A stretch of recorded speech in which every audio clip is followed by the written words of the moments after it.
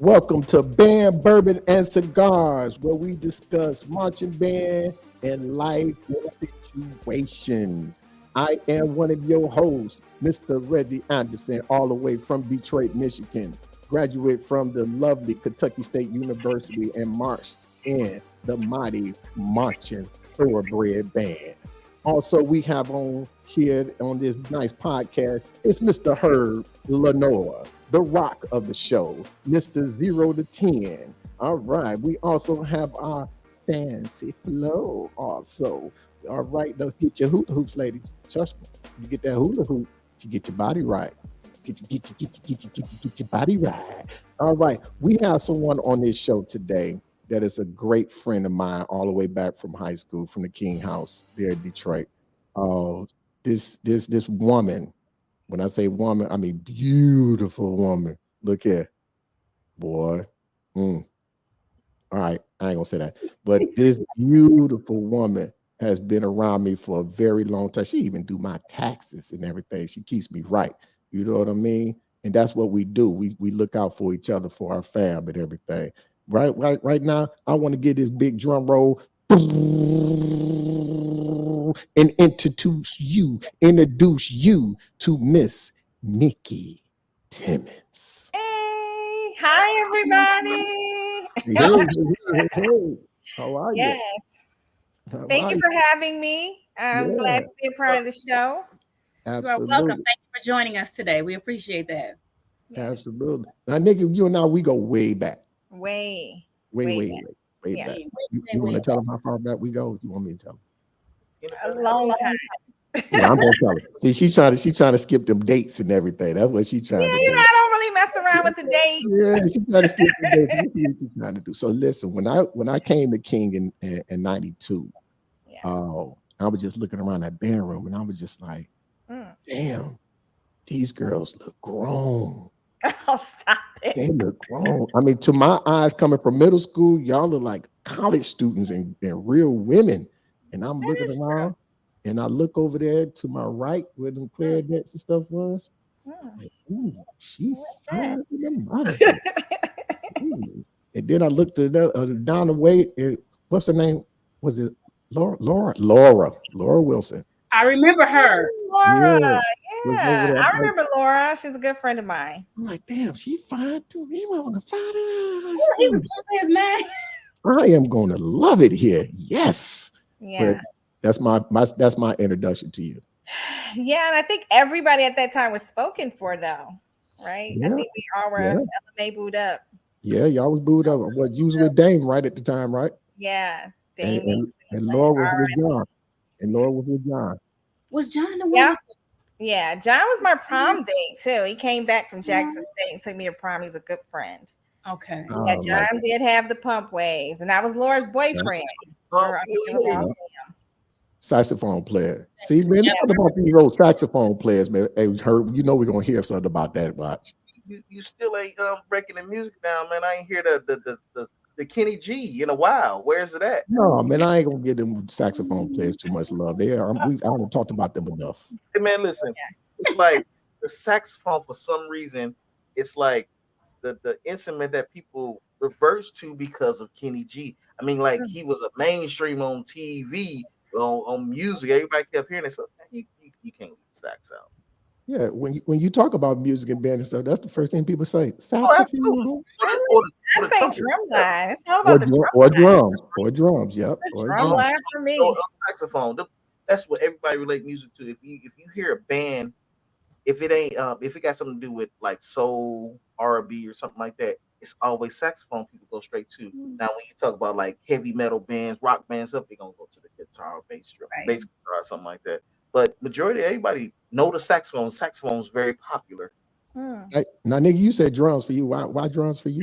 What is it about the drums? I heard you. You I try to love sneak it a in there. good drum beat. I love a good cadence. I love a drum line. I'm all about the marching band and looking at the drummers and Mm. what's going on with them. How they beat the drum is a lot for me. Like it just does it for me.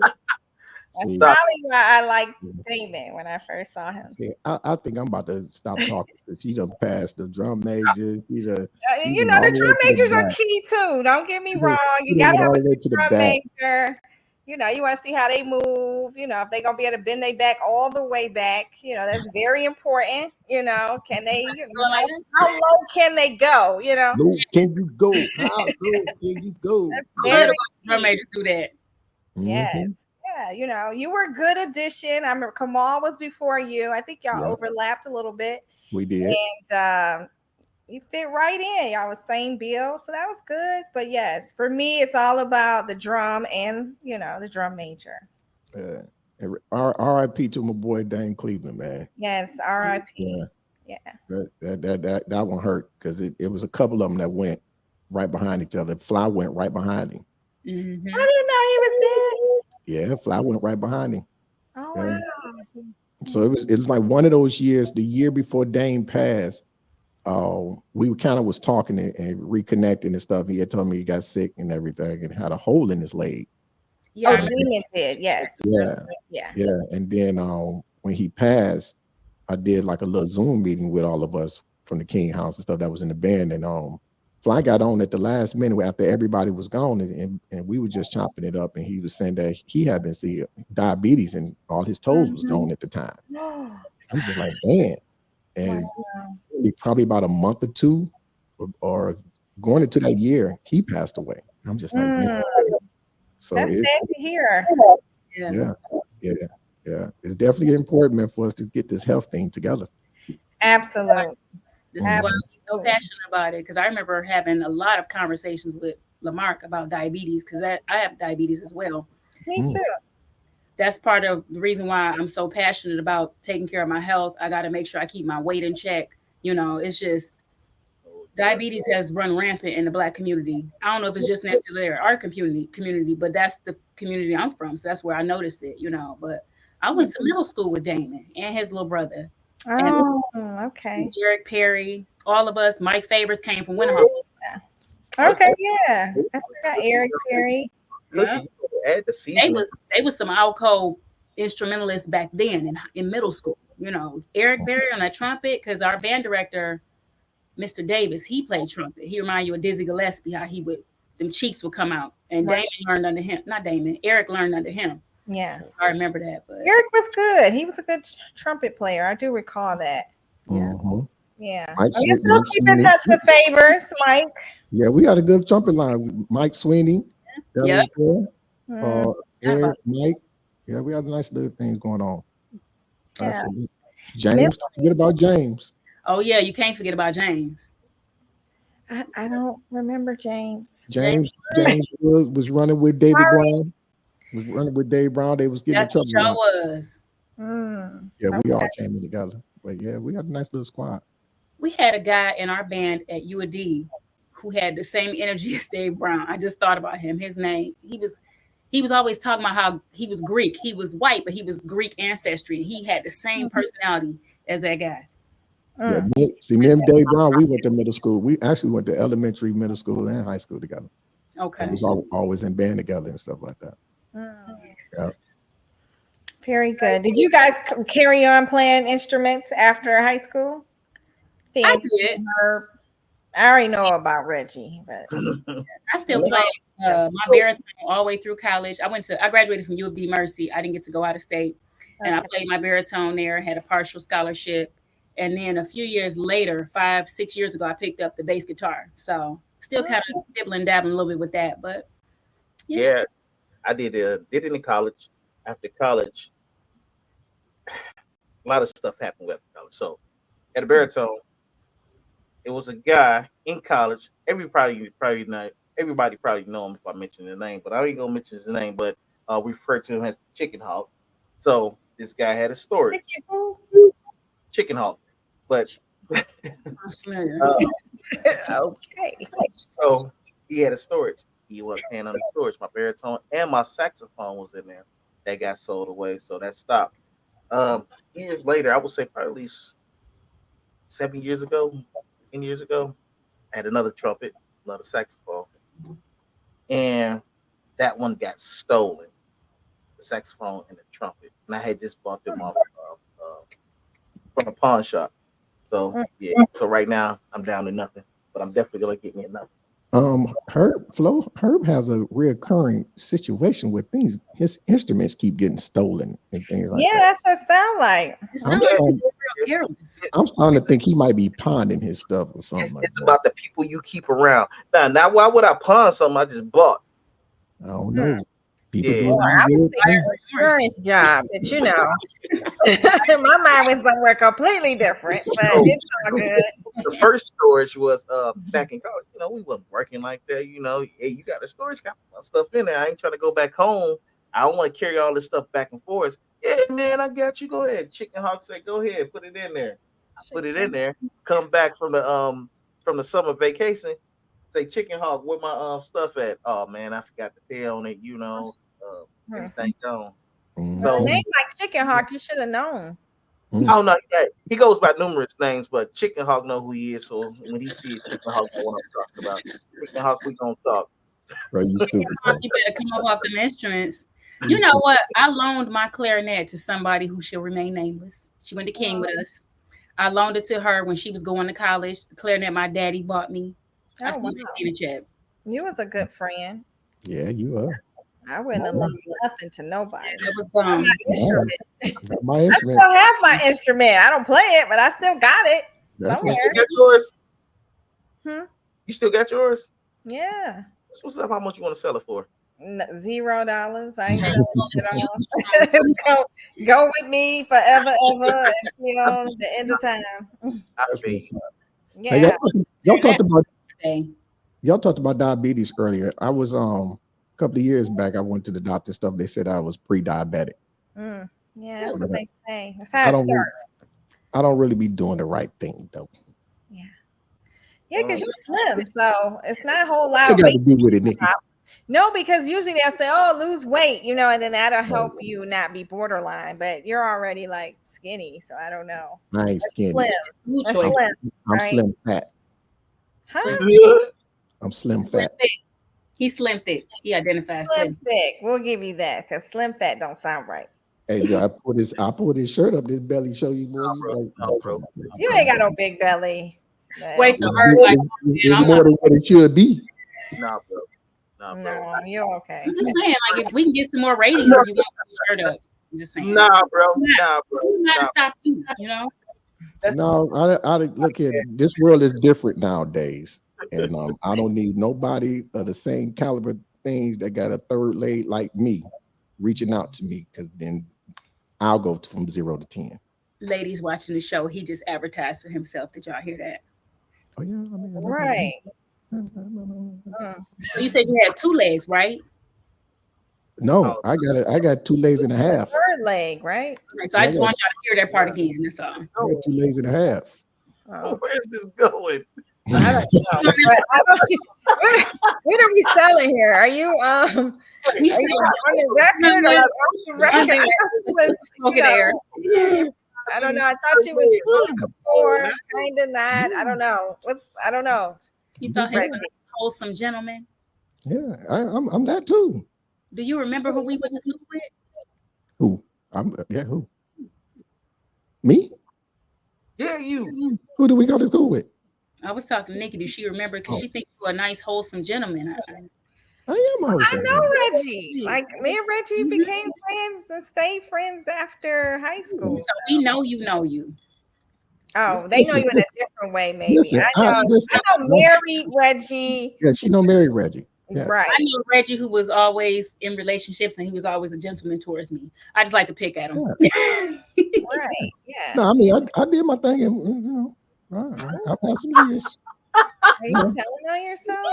Absolutely. When did you do this thing? Yeah, share. Throughout my life.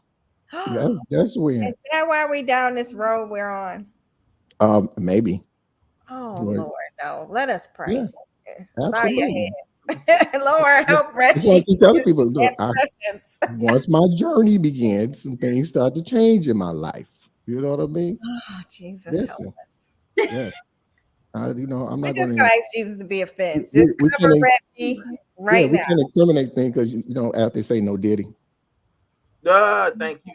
It's real crazy out here nowadays when people coming back 20, 30 years later talking about this and that and that, and this, knowing when they was in that moment, they was enjoying what they were doing. So we don't know what's going on. I can't say what the victims are, who's the victim, who's this and that, but 90s was a different era. Early 2000s was a different era, you know. But yeah, I got my life together, man. And then Life is together. Yes. Now. It's much better on this side of the road than it was in that way. You know what I mean? Got my hat. You need to tell me. See, they got on their hats. I had to put on my hat. There we go. Nikki, let's put it this way. Me and Greer was hanging out together in high school. Me too. I hung out with Mr. Greer in high school. Y'all weren't hanging out like this. My mama would not let me hang out with Mr. Greer in high school. Y'all didn't hang out. You didn't need to hang out with Mr. Greer. It wasn't for everybody. I hung out with Mr. Greer in high school. Yeah, it wasn't for everybody. Mr. Greer took me to a Chinese restaurant in the middle of a school day down Jefferson, because I don't know why, but I didn't want to go to class. And he said, let's go get some lunch. And so we went, we talked. And I think I was day one at Scrap Brothers. I was in college at Jackson State. And he wanted to get all the details, because I knew all the tea, honey. What was going on and who was doing what, And he'd be like, tell me what's happening.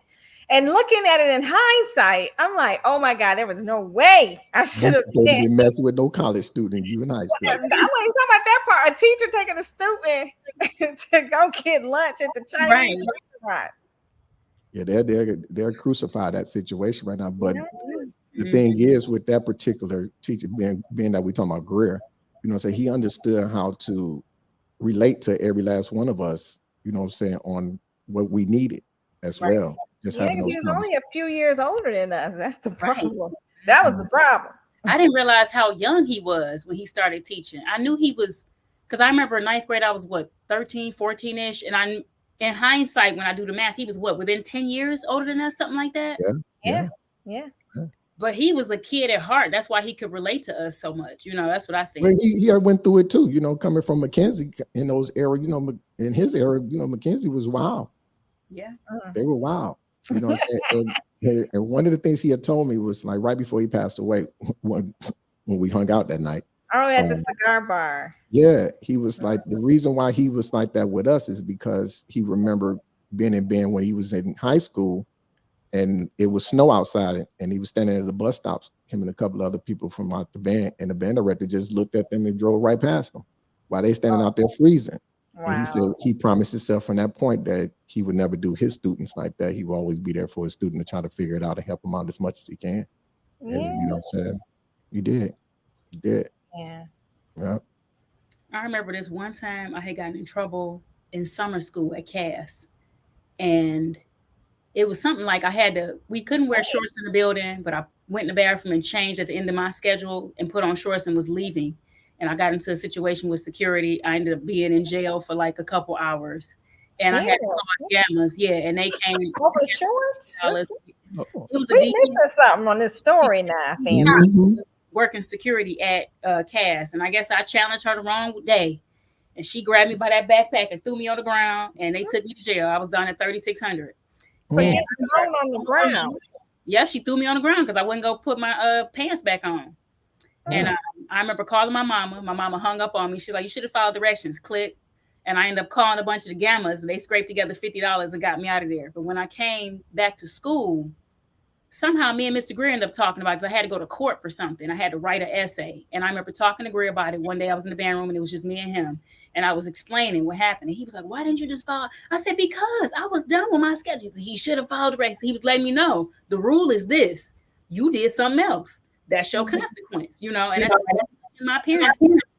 But I appreciate him for that, because I was still I still didn't think I was wrong for that, Oh, I feel like I'm missing pieces of the story, because I don't know how you put shorts, you thrown down on the ground, and you end up in jail. This all sounds like we missed. So I was leaving out of the building for the day. I was in classes, and I had shorts in my backpack, and it was like 90 degrees that day. So I went in the bathroom, put the shorts on, came out. As I'm walking out the door, they're like, "You can't have shorts in the building." I look back and I'm like, wave, like bye, because I'm gone. She met me outside. She didn't like the fact that I didn't stop, go to her, whatever, go change. And so she came outside and was talking to me. I was like, well, officer, I'm done for the day. I'm going home. I can't change clothes outside. And she felt like I was being insubordinate. So she just came real aggressive. Mm. And I was like, well, damn, over some shorts. Right. We do know that officers can be a little Yeah. bit more than what they need to be.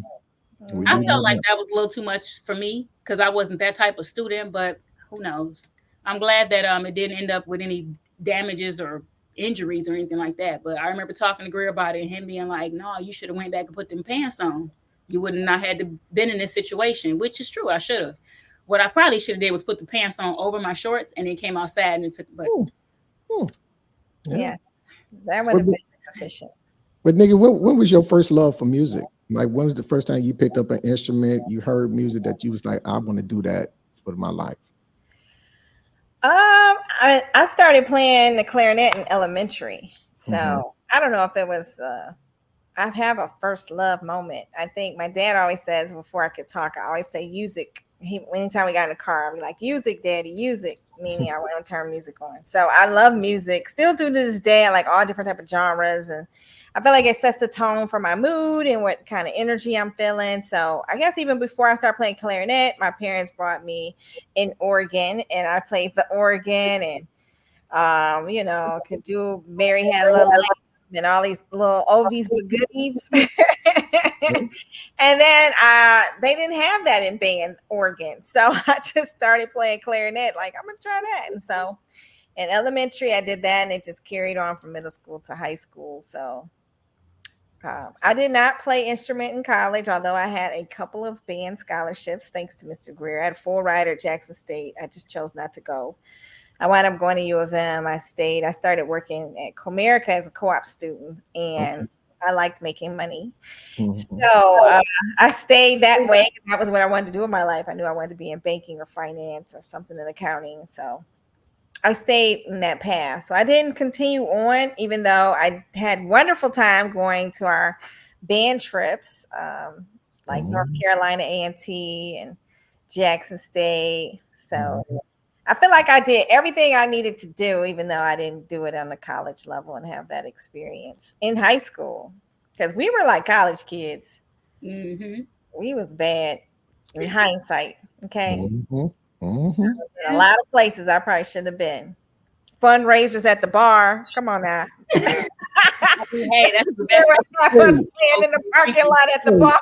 hey, y'all had to get them uniforms though. I'm glad y'all did that We before we got there. did. We did. I was like number one fundraiser. I was all about the money, honey. Mhm. But Yes, shout out, my indeed. parents allowed me, even though my dad said I got my suspicions about that Greer guy. Mhm. Boy, That's was he my daddy right. was too. Yep. Mr. Greer was off the meat rack. So But you mentioned working in banking, yes. and I see here we have a question about financial literacy. Tell us about how crucial that could be for high schoolers.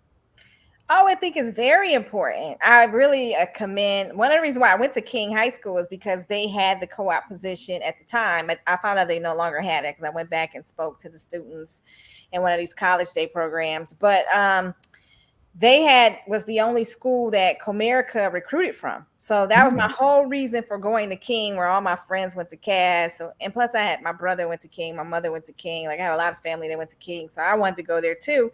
But anyway, that was my number one reason. And financial literacy was very critical in understanding things because I was approved for a mortgage at like 17 years old. I already knew I wanted to be a homeowner. I had rental property by the time I was 21. But all of that came from my foundation working in banking and becoming like financially literate. I started out in investments, so I started understanding what a 401k is and how to invest your money in mutual funds, stocks, bonds, the difference between the two, the difference between people who manage your money, whether they're a stockbroker or a portfolio manager, who gets paid by transaction, who just gets a flat rate. Like all those things are important because sometimes a stockbroker may encourage you to buy certain things because they get paid by transaction. Whereas a portfolio manager just they make a salary and that's it. They don't care what your movements are or your transactions because they don't get a commission off of it. So I think it's important to understand how to make your money grow, what investment vehicles you can use that are safe for you, conservative or whatever your method is of how you want to aggressively or non-aggressively invest, so that you could just, have a cushion. Because we've experienced some hard times, you don't have ups and downs in this life, but if you can have a cushion to fall back on of your own, where you don't have to go get out a loan or a credit card or something like that, then that's all important, so that, you can be a safety net for you. Mm-hmm. I think in high school is very critical. It's never too young to start. Ironically, I got a 401k in high school because I worked in an investment environment, and my coworkers was like, "Oh, we need to set you up." So they took me down to HR and got me all set up and started, had me buying stocks and bonds even in high school, which at the time I wasn't aware what bonds could do. But if you do Series EE bonds when you're in school and you turn them in, the interest is non-taxable. So I was pretty much saving towards college and didn't realize it, or just doing certain things I wasn't sure of, but or didn't know the benefit of, let's just say, at the time, because but they taught me. These women and coworkers were like very instrumental in ensuring that I was knowledgeable since I was around that environment. Hence why I stayed and did not, maintain my band scholarships. I think my life would have took a different path Mm-hmm. if I had done that. I mean, I think it's. I wish that I would have understood the importance of financial literacy back then, but nobody really was talking about it for real. You might have heard it, but we was like, financial No. literacy. Yeah, I'm go out here and sell this weed. That's what I'm about to do. Get this money. You know Yeah. what I mean? So we want to understanding the banking systems and future things. I tell people all the time, I wish if I can go back to tell myself something when I was younger, is to be a nerd. Go be a nerd. Right. You know That's what I'm saying? why y'all don't know me, because I was borderline nerd. I was an MSAT. So Yeah, you live saying, no, we ain't know you're I the inside. technology. So I was on Look, something different. I was we like, CPLA over here. The CPLA. well, When you say it's never too young, they're never too young to start. My next question was going to be, what age is the youngest you think you could teach financial literacy? I think as early as elementary. When I was at my elementary school, I was the school banker. We actually had a affiliate bank that we could deposit money into, and the school set that up. And I was one of the bankers because I knew I was going to be working with money. That was like my plan. I just knew So, like that. That's what I always wanted to do. So when they had introduced this bank to our school, we had to go get little IDs. At the time, it was Farmer Jack's was where could pick your ID up, which is crazy, but they don't even exist anymore. But anyway, we went there. You got your little state ID with your picture, and you opened your bank account, and it was good. So you could come deposit a quarter, 50 cents, or $1, and that actually accumulated, and you actually had a real like savings account. So I think as young as elementary, plus my mom was real, she used to give us allowance and give us a checkbook register and show us how to fill that out. And when you take money out with your allowance, how you do that. So I think my brother and I are like super savers. But all of that came from that training with my mom, and then the elementary school I went to with banking. And then I was really already on a mission. That's why I knew I was going to King and I was going to get that co-op job at the bank, even Mm-hmm. though MSAT didn't allow for that. And that was a quick story, but mhm. at MSAT, you were not allowed to do that. That was set aside for either CPLA or CISC at the time. And so I intercepted the phone call when they were looking for someone to come work for the bank. I was working with the counselor in the summer, and I asked her, I said, "Oh, can I go and interview?" And she said, "You know what? Go ahead." Even though they was going to send a CISC student and you had to go through a certain curriculum, which I didn't. MSAT didn't allow for that. But anyway, I went, nailed the interview, and they changed my whole schedule to allow for me to get that job. It's probably like, I think my senior year, I wasn't in band because I was working at the bank and maybe part of the 11th grade. I don't know. But yeah, I went to go make some money. And so my schedule got changed around. I remember Mr. Greer was a little upset, but I'm like, "You'll be fine." Because I was done with school by 1 o'clock or before 1. I had to be at work at 1. And I got out at 4 or something like that, which is unheard of for MSAC. It was very structured Right. Yeah, y'all in terms of was. our classes, but they made it work for me. And I stayed with Comerica even after I graduated high school. And I worked there for like 13 years before going on to bigger and better things. Okay. It's Well, really impressive. why do you think it's not in schools? Like, why do you think they don't really teach like how to manage a checkbook, how to do all these type of things, talk about dividends and all of that? Why you think that is? I don't know why. Probably they don't see the investment in it because Title I dollars should incorporate, like they do math, English, science, but I think math could probably carve something out in their curriculum, something similar, I think.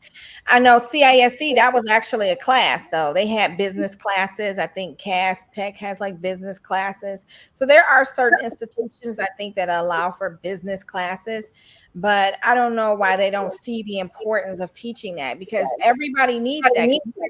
You go and be a professional athlete, which I've worked with some entertainers, athletes, what have you. Just because you get all these millions of dollars don't mean you know what to do with them, right? So they have no foundation, they have no basis, which a lot of them after they get out of the league is broke. Or if the contract ends or they get injured, they hit if they went there long enough to get a retirement plan. So it doesn't even matter how much money you make. That's my point. If you don't have the fundamentals down of like how to properly manage your money, so that you can sustain, because it don't matter how much money you make, you're gonna have to weather the storm. You're gonna be up, you're gonna be down. Even people went through the Great Depression and stock market crash. We had something similar when the housing market went down. So it doesn't really matter how much money you got if you don't have that fundamental concept of like how to dig myself out the mud or what I need to do to diversify my finances so that in the event of a windfall, I still can sustain. Yeah, I went on a cruise one time and big alarm went off. It was like after midnight. So they telling everybody to go back to their rooms and stuff. So we go back to the room, they count everybody was there. Come back. I'm talking to the guy at the bar. I was like, what was that all about? He was like, that was the alarm that somebody jumped. And I'm like, what? He was like, man, that happens all the time. He said people, so that make big money and stuff like that, they'll lose it in stock market or wherever, and they'll bring their family on a cruise for the last time, and on their way back home, they just jump and kill themselves. So it happens all the time on cruises.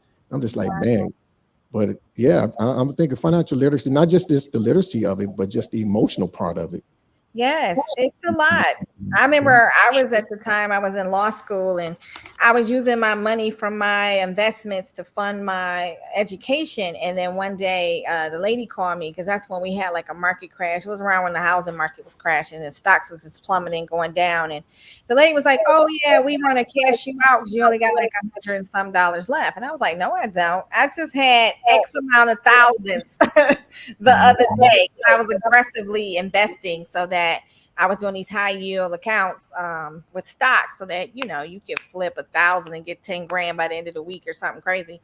So, but at the same time, if it's high risk, you can also lose real big too. So they telling me I ain't had no money, and I had to go look at myself in the mirror, like to explain to me, right, have a conversation with me that you did it before, God won't able you to do it again. Like, because it is a devastating feeling if you rely on yourself, and usually I'm the strong one, everyone comes to me, and then all of a sudden you don't have this cushion anymore. And people wouldn't even believe if I told my mom, like, yeah, I don't have no money. Why? Yes, you do. You always have money. But I'm like, I do not. I just lost it all. But I had to go encourage myself mentally, like, you're a phoenix, from the ashes you will rise. You'll be okay. You did it before, you can do it again. It's not a big deal. You can get through this. It's a hurdle. It's, what I mean, you have to encourage yourself because it is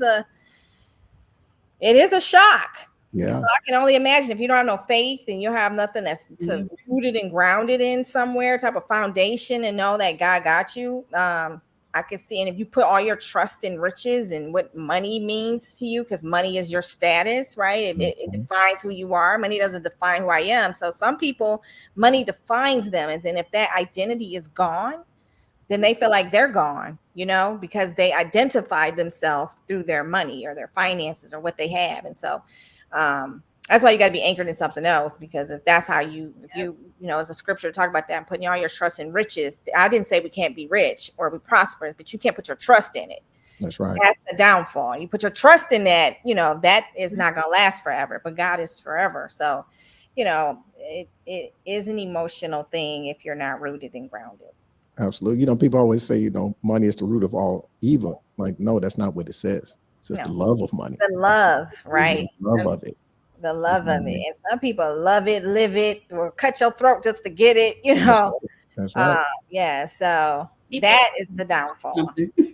And people love to misquote and give you partial scriptures too. They'll just take the meat and potatoes instead of the whole plate, you know. Exactly. And that's key. That's very key, because then they'll build a whole ministry off of that. You ain't supposed to have no money. Right? God ain't said that. He said right here, it's the root of all evil. Money ain't even evil, first of all. It's your love to it. You know what I mean? It's your love for it. It's just a piece of paper. That's all it Yeah, is. why is this evil? What is It's it a piece of doing paper. to me? Yeah, Money what you can't doing with it? So you mentioned that as young as elementary school is where you think is a good idea to start. So we were talking about it in the schools. If Yeah. you were talking with parents, what kind of suggestions would you give them, parents of elementary age kids who are looking to get their children to be financially savvy? I think it's important, because one thing my mom taught my brother and I, even at as early as I can remember, is at elementary. She told us having good credit is like having a good name. Like, so if it wasn't for her making comments about credit, we don't understand how vital important credit is. You can have no money, but you got good credit. They're gonna give you the credit card. They're gonna give you the car with no down payment. You gonna get the house with the low interest rate. So having good credit. So I think at elementary, just teaching them the importance of credit, and that was important to pay your bills on time, what that does for you, you know, and how it's attached to your name, and how important it is to save, you know, just putting money aside. I have a niece, I had talked to her about being a co-op student because I was one. So she went out, found her co-op job, was making very good money. She just graduated this year, but she had 2 jobs, making like almost $1,000 a week. And her mindset was, now you're in high school. So she balling out of control, shopping like crazy. You know, she got the latest, whatever, whatever. And she had this false sense of security, because I said, you got to, you know, save money. And her thing was, I'll just go make some more. Girl, do you understand unemployment is real? Not everybody just gonna go make some more money, or we wouldn't have unemployment. You have to put that money aside for a rainy day. So sure enough, when these jobs went away, because co-op jobs aren't forever, some of them time you out by age. They're meant to be co-op job for the next co-op, right?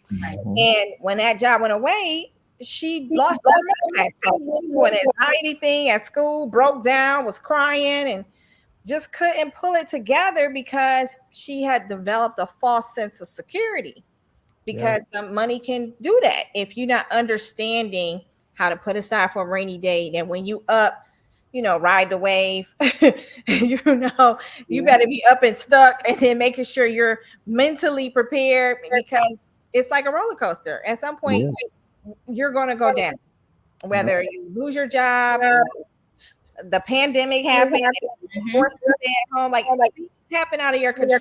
So you have to prepare for that moment.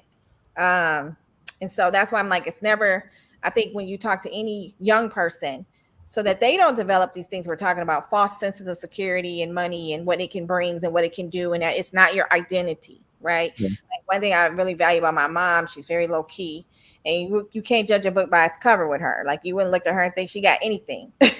However, mom is sitting real good. She's sitting pretty. So, you know, and that's important. You know what I mean? Like, just to making sure that you have yourself set up, and that you have these conversations with your children at a young age, so that, you know, especially with social media and everybody pretending like they balling out of control or doing it for the gram, you know, and that's all, a lot of it is fake and false, or they credit card swiping, or they doing something illegal to get it, and because they're trying to keep up with images and appearances. So I think just instilling in your kids their own self-worth and value, and being smart, like you said, be a nerd, Reggie, and that being a nerd is cool. Yes, and it is. to say save your money, because this is how life works. You know, this is, you're gonna be up one day and you're maybe down the next. So you're gonna have to save for a rainy day. My mom was always about save for a rainy day. Have, you know, even though we didn't know what that meant, but that instilled in me and my brother.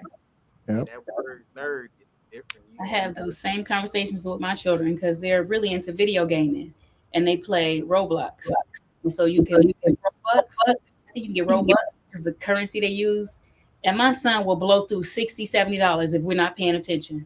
Oh no. He played his daddy one weekend. He got his report card money. I thought he put it up. He went to his daddy's house, blew the whole night. So he had tens of thousands of Robux, and he only had them for about a week. And my nephew did the same thing to my brother. So now I know when he gets his report card money, I put it up. Yeah. Yeah, so you got to help him. Right. It's really important to me that he get a handle on his finances because he's going to eventually be leaving somebody's house. Right. And Yeah, but that's what we're talking. I mean, that's a good thing because this is why we need to have these conversations with some our younger adults. Shit, some of these adults, yeah, you know, adults. Yeah. because it Yeah. wasn't until I started really hanging out with people who had wealth and who had things, and businessmen and stuff like that, and we sit around it and have these conversations. It was like you think about it, wealthy men, you can't tell that they have money in their pocket. Look how they dress. Yep. He said, but then in certain cultures, in our culture especially, we wear our money on us to make Yeah. Mm, people think that we have money. like a We probably got peacock. $20 in our pocket. You Like see a what peak. I'm saying? Yeah. And it was from that thinking that I had to change my way of thinking because I don't come from the literacy part of it. Saying everybody in my household was and who I grew up around was all hustlers, street guys. You know what I mean? So it was always about selling something to get something, do something to get something, but not about saving and not about understanding what banking is and how to do that and how to save money for the future. We was Yeah. all about now. What I need this now. I need the best fresh boom now. And so that hamster wheel is still going on right now. Oh They Yeah. yeah. perpetuate it in rap songs and videos and all that kind of stuff. And people think, I mean, look at these basketball players, football players. They not even on the field, ain't stepped on the field yet. And they got these big old diamond chains on. They put this money in. You ain't Social getting no media money back from that in influence. 30 years. You It know what I don't mean? take much. It don't take much. You get somebody famous out there, you know, you see what they wear, they want to wear it too. I mean, don't nobody want to be their own person no more. Everybody want to be like everybody else. Do your own thing. Do what makes you happy. If wearing a gold chain like Flavor Flav makes you happy, do that. He's still rocking the clock. Yeah, but they don't understand wearing that gold chain around that neck what it really means. Yeah, They're yeah, forgetting about them slavery days why them things was around their damn necks. yeah. Mhm. And now all these people just all they doing is making money back off the same thing that they sold you on. Mhm.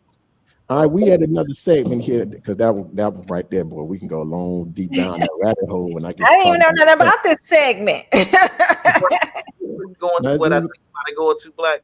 hmm? Uh, is there anything you want to let the people know to follow you on, look for you on? Sure. Let me see. What's my Facebook?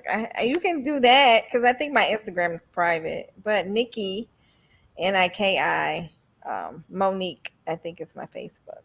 I'm Okay. about to look it up because I don't even know. Ain't that horrible? Make Oh sure my you Lord. follow Nikki, Naki, not Niki, N-A. Niki.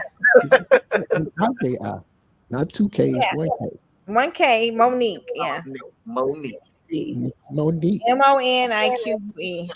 Listen here, she get real busy too around Yeah, there them you tax days. Don't be Yeah, messing with the girl now, but show her some love. Show her some love out there. yeah. You're gonna Yeah, Absolutely. find I out do be yourself. busy. Absolutely. Well, listen, this are. this segment right here is about put some smoke in the air. So we're gonna put some I, smoke in I, there. I got a cup. I got. I don't have no smoke. I don't You smoke. got, I know you Yeah. it's cigars and bourbons, but I don't. Mhm. yeah. I don't Sorry, smoke with Nikki. I just literally hold the cigar up and just I don't even have one to hold. I So have this after the cup I show can. is over, then I get to light mine up and step that'll work. outside, have a I'm gonna drink. grab my cup. There we Okay. go, Nikki. We got our cups. There we go. Yes, and mine have coffee in it. So God bless. Had a Hey, All right. long night. Okay. 5 o'clock somewhere, right? Woo, Yep.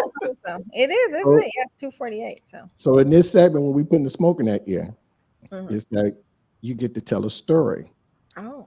from when you was in marching band or Oh. being somewhere Mm. about anything, being that is funny, being that is serious, or being that it's a bow chicka bow bow. Oh, there was a lot about Chicka Bow Bow You when I could, was you, could, you could tell the story about self or somebody else. You don't have to use no names, or you can use the names. It's up to you. in. But this Okay. is just that. Hmm. I shouldn't and talk about nobody but me. I mean, I guess. Okay, is this my turn? Am I supposed to go first? Yep. Mhm. Oh, because I'm the guest. Gotcha, gotcha. I'll be Okay, back. so I recall a funny story. It was really weird too at the same time. But we were in the back of the bus and we were on our way to Jackson State, Mississippi. Jackson State University, shout out to them. So Damon and I were sitting together in the back of the bus and we were making out.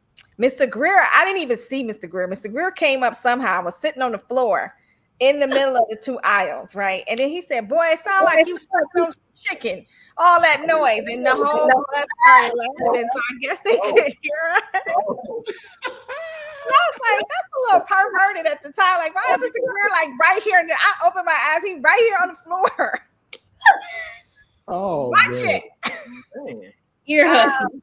And ironically, somebody else was watching too. I would not say this girl's name, but she wanted what I had. So she had my sloppy seconds after Damon and I broke up.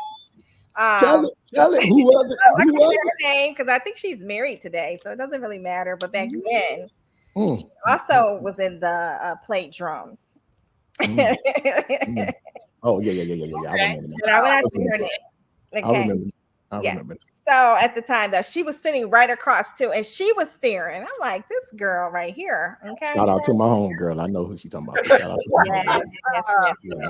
I ain't So seen Damon you. and I I had ain't to seen talk you talk to about you.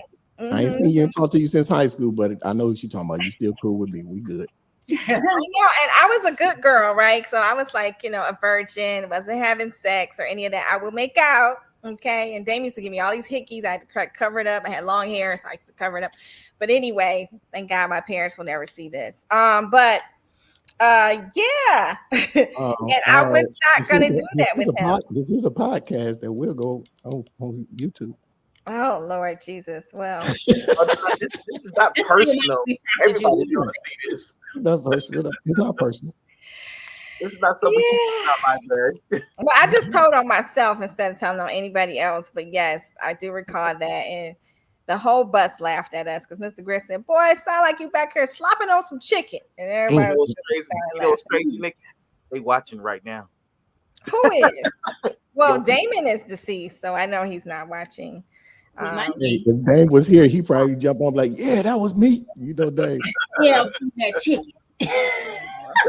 Yes, but we broke up because I gave him blue balls and I would not have sex. So he went to that other girl because she was willing to do all of that, and I was not.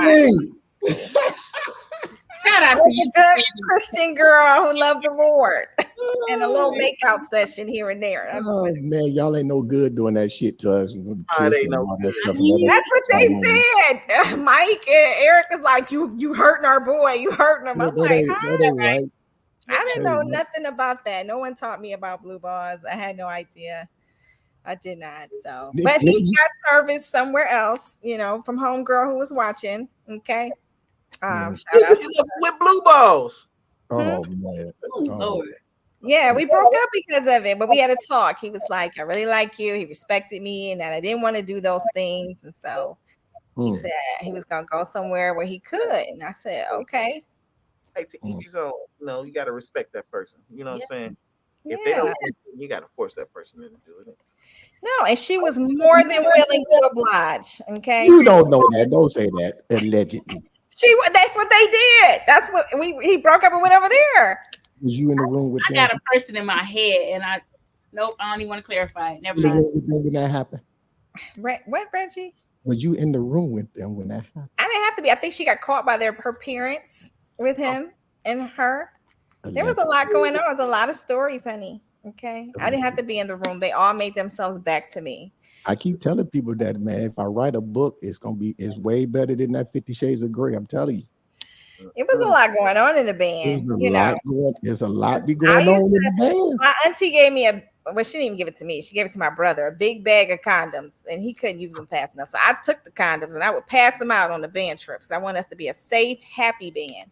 But I was not participating. I love the Lord. It started like Mrs. Santa Claus.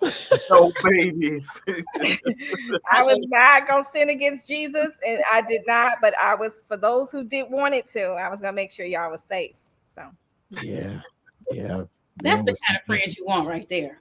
Yeah, no judgment. And I knew everybody that was hooking up because they would all come get a condom from me. So Mr. Girl always want to know who. And it was a shocker. So we like, what? But yes. So she was the help. I had a story for our high school days, man. I remember the way that I got to college is that I wasn't going to college. and things like that. Because my people, well, my mama would always say college is a waste of time. It's a waste of time, waste of money, this and that. You know what I'm saying? At this particular time, we probably only had one person in our whole family on our side. It was a cousin that had went and it didn't pan out and stuff like that. So that January, before I was to graduate, I'm walking, I come past the band hall and Greer sitting there by himself. He said, "Come here, Joe Major."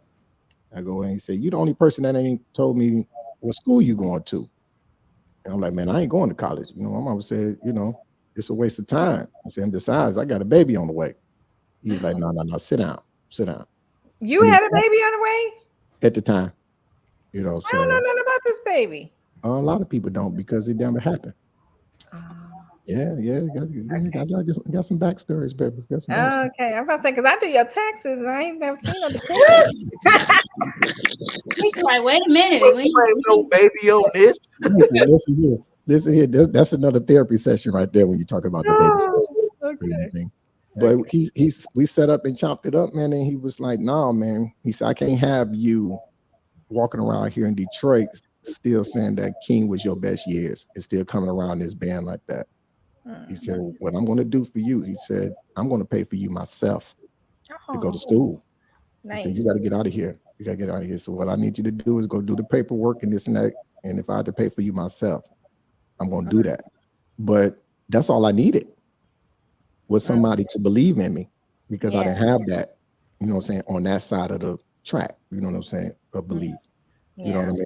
And we did that and had some people to help me out. You know what I'm saying? My girlfriend at the time, her mom's basically filled out all the paperwork for me. Nice. You know, and that's how I ended up getting in college, man. But I never did ask them for a dime because to me, it was like the fact that you showed that much concern and love and attention that I needed. That was enough for me. I'm going to make this happen. You know what I'm saying? Because now I'm here, I'm going to make it happen. But that's how I ended up in there. Yep. Cool Daddy Walker. Mr. Walker, our assistant principal. Yeah. We was hanging out. Me, him, Greer, Mr. Walker, and stuff like that. We hanging out and stuff like that. He's like, "You want to go to Kentucky State University?" Like, yeah. He's like, "I'm an alumnus from there." I was like, "What?" He said, "I'm going to make a phone call." He made a phone call. I left Detroit, went down there, went in the admissions office. I always forget his name. I always skip my name. But he was like, "I'm going to hook you up. I'm going to let you in, but you got to take these remedial courses because, you know what I'm saying, your grades and SATs ain't high enough. So you got to take remedial courses. But so if you don't pass these courses right here, man, you got to go home." Mr. Hartsfield, that was his name, Mr. Hartsfield. Never forget. I wish I could meet him today, see him again, because that right there helped me with everything. And from that, I was like, these people gave me a chance. Yeah. I'm not going to fuck it up. Right. So I ended up on the dean's list. And once I realized I can make A's, knowledge, and how to do that and how to study and all that kind of stuff, it was on and popping. It was on and popping. Nice. That's a beautiful story. Absolutely. That's from band, man. That's a band director. That's from people caring about you. Absolutely. Mm-hmm. Well, there's a story I have out there where there was a guy that was roommates with another guy. And this guy, he loves playing the video game. Fighting games was his thing. I do believe it was called Tekken. So, did he say chicken? No, Tekken. I'm about to say, is this another chicken story? But come on. Other Chicken Hawk. So, Chicken Hawk, he's gonna get his stories in. But the Tekken game. He used to whip everybody up in the house, even the friends and family that visited all the time. Whoop them up good. To the point where he bragged on it so much, you know, he practiced these moves before he pushed the buttons on his controller. So one day, a friend of a friend invited a friend from out of town over.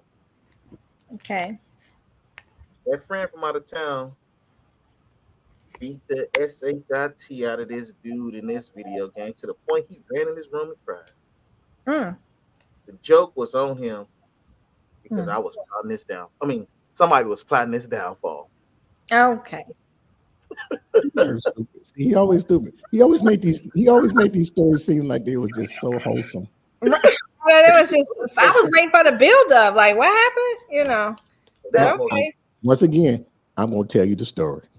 You know the story. Hey, friend of a friend, what are you doing, man? It's nameless. I'm not These going. stories I'm not going about to say you? no. Nah, I, he was I'm, I'm wrong. not going to. I'm not going to say his name, the person who you're talking about. But I'm going to tell. I'm going to say the name of the person that came out there. So the friend of a friend is me, right? They were staying with me and Mm. everything. How you gonna tell a story Kyron, about you re- on the thing? remember?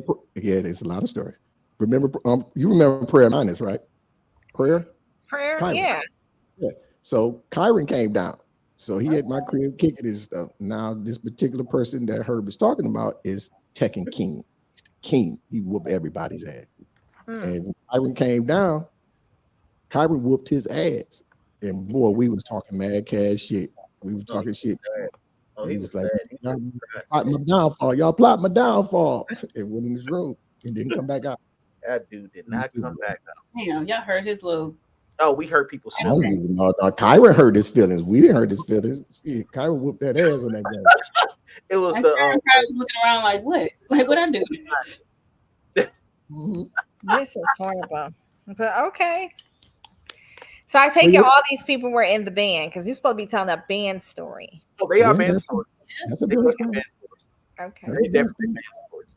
It's But yet, everything that goes on down. It goes down in the BAND. So and it gets mhm, raunchy, gets happy, gets sad, it gets sad, it gets fighty, it gets um, it gets ugly, Mm, it gets scary.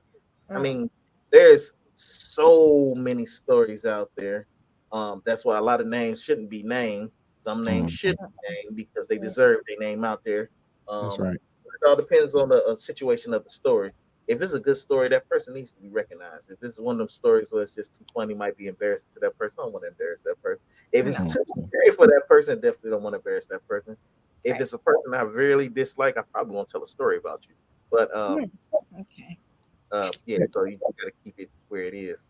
and we're telling these stories too, man, and having these conversations because people don't know too much about marching band. Hmm. Everybody think that everybody's, you know what I'm saying, stuck up nerds or one time at band camp.